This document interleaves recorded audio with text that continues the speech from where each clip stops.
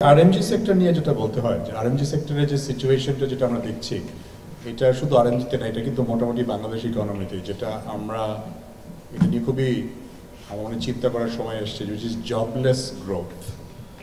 We are seeing growth, কিন্তু job creation কিন্তু কমে যাচ্ছে।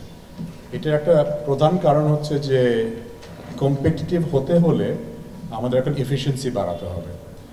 এক্সট্রিম মশার কয়েল প্ল্যান্ট ফাইবার দিয়ে তৈরি, তাই সহজে ভাঙে না, সুগন্ধিযুক্ত ও নিরবিচ্ছিন্নভাবে চলে। ডেঙ্গু, চিকুনগুনিয়া বাহি সহ যে কোনো মশার বিরুদ্ধে দেয় এক্সট্রিম সুরক্ষা।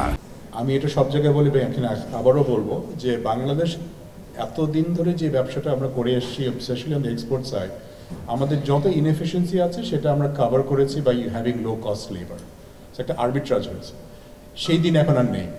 Bangladeshi labour cost have to rise, কারণ মানুষ টিকে থাকতে পারছে না, this cost have to go up.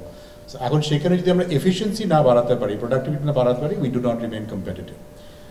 এখন বড় বড় ফ্যাক্টরিরা আরও ভালো করছে, যারা ভার্টিক্যালি ইন্টিগ্রেটেড তারা ভালো করছে। ছোট ফ্যাক্টরিরা যারা কমপ্লায়েন্স মিট করতে পারছে না, এফিসিয়েন্সি অটোমেশনে ইনভেস্ট করতে পারছে না, তারা কিন্তু ঝরে যাচ্ছে। এটাই হচ্ছে রিয়ালিটি।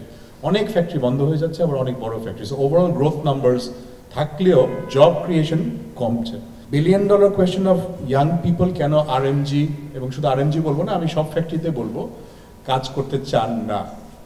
একটা কারণ হচ্ছে এই ধরনের ফ্যান্টাস্টিক ইউনিভার্সিটির কারণে, বিকজ ওনারা এখান থেকে পাশ করে যে এক্সপেকটেশনটা হচ্ছে, ওনারা হয়তো বা গার্মেন্ট ফ্যাক্টরিতে কাজ করতে চান না। এটাও কিন্তু নর্মাল ডেভেলপমেন্ট স্টেজে। এক সময় হয়তো আমি ফ্যাক্টরিতে অনেক বছর ধরে কাজ করি, প্রায় 3 দশক ধরে। আমরা ওয়ার্কার যখন আমাদের দরকার ছিলেন, আমরা একটা সাইন দিলে বাইরে 10,000 লোক দাঁড়িয়ে যেতেন। এখন আমাদের HR ডিপার্টমেন্টকে ওনারা যারা চাকরি খুঁজছেন ইন্টারভিউ করেন, কয় ঘন্টা কাজ হবে, আপনারা কি ওভারটাইম দেন কিনা ঠিক করে, ক্র্যাশ আছে কিনা। আমি এটাকে খারাপ হিসাবে দেখি না। তার মানে মানুষের এক্সপেকটেশন বাড়ছে। সো গার্মেন্ট ফ্যাক্টরি বা অন্য ফ্যাক্টরিতে যে কোয়ালিটি অফ জবস আমরা ক্রিয়েট করছি, সেটা কি আমাদের ইয়াং জেনারেশন এক্সপেকটেশন মিট করে কিনা। দুদিকেই কাজ করার জায়গা আছে। As a middle age person I will say এক্সপেকটেশনটা একটু আনরিয়াল। এক্সপেকটেশন হচ্ছে প্রথমেই এসে I don't want to be on the floor.